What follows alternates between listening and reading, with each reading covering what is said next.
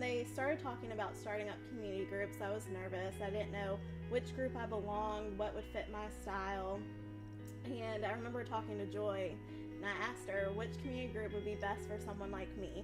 And she had mentioned the Coles group, so I prayed about it, and I felt like God wanted me to join that group, so I did. And little did I know, it was exactly where I was supposed to be. It was a great group of people who eventually became like family and became my best friends, people who were there for me when I had no one else. Initially, it was sort of rocky for me. I wasn't quite sure the purpose of the group or where we were headed together. But after some months, I built some great relationships within the group and really just enjoyed delving into specific subjects and hanging out with other people in the church that I might not otherwise get to know.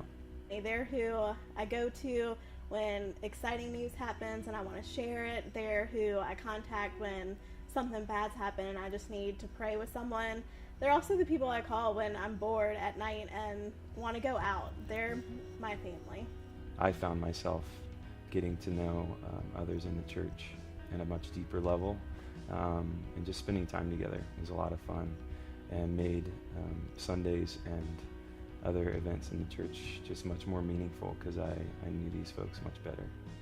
I'll never forget one time I was having a really hard time at work.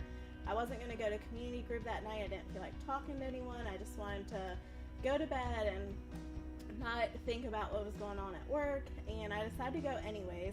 And little did I know that that night God had something huge in store. We were watching a video series at the time, and that night it was, where does evil come from? And that was exactly the topic I was struggling with at the time. I got all the answers I needed in a 45-minute video, and I prayed with my community group, and it was just a huge burden lifted off, and I'll never forget that night. Community groups to me are family. Community groups are food for the soul. And real food, seriously.